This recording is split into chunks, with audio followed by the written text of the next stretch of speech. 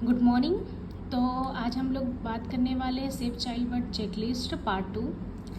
तो just before and during birth और C section, तो इसमें क्या होता है कि डज मदर नीड एंटीबायोटिक। तो हम लोग सबसे पहले ये देखते हैं कि मदर को नीड है एंटीबायोटिक की कि नहीं। तो give antibiotic to mother if any following condition is present.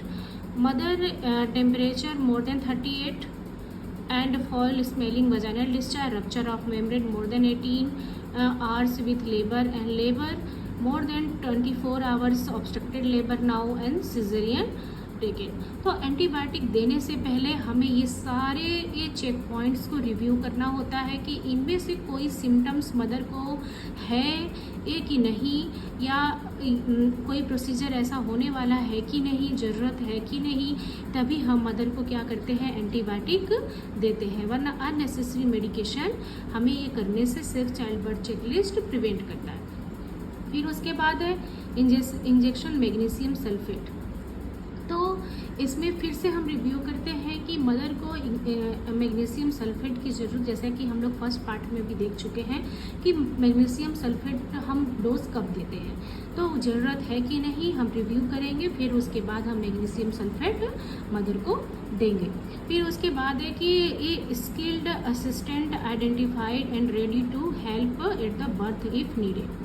तो जब मदर का फुल डायलिटेशन हो जाता है और मदर को बर्थ करवाना होता है, तो हमें ये सर्टिफाइड करना है कि वो उसको स्किल बर्थ अटेंडेंट, मतलब स्किल पर्सन ही उसको कराए। तो हमारे एमएलसीयू में मिडवाइफ्स हैं और लेबर रूम में भी नर्सेज हैं जो हेल्प करती हैं नॉर्मल डिलीवरी में, जो स्किल्ड होती है, जो दक्षता की ट्रेनिंग एसबीए की ट्रेंड होती हैं।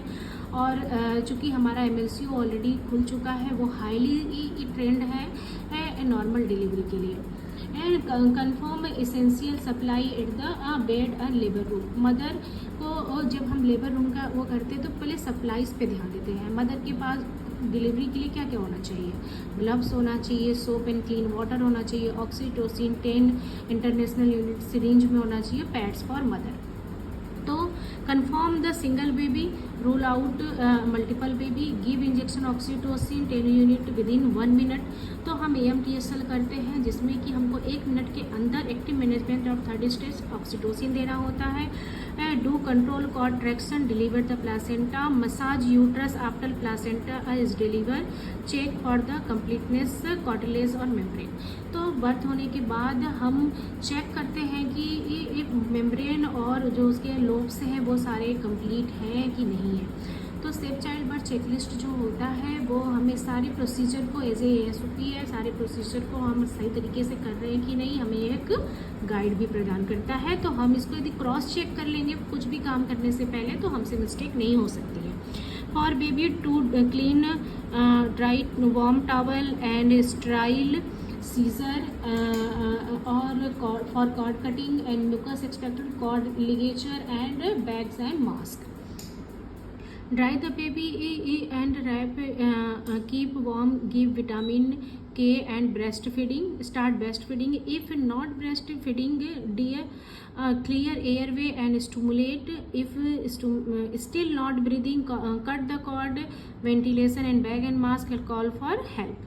तो हमको यदि बेबी नॉर्मल है तो हमें सारा जैसे कि हम एसेंशियल न्यूबॉर्न केयर करते हैं वो प्रोसीड करेंगे।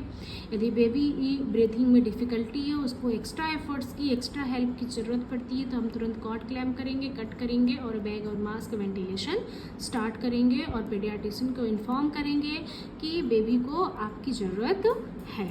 तो AMTSL injection oxytocin 10 international IM given with in 1 minute for the birth of the baby.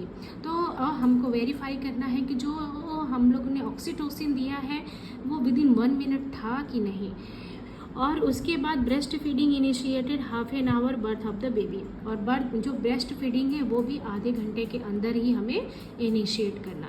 तो हमारा जो सेफ चाइल्ड बर्थ चेकलिस्ट है ये हमको वो किसी भी प्रकार का मेडिकल एरर प्रोसीजर में कोई भी डिफ़िकल्टी नहीं होने देता है और हमें गाइड करता है। तो नेक्स्ट पार्ट हम नेक्स्ट प्रोसीजर में देखेंगे।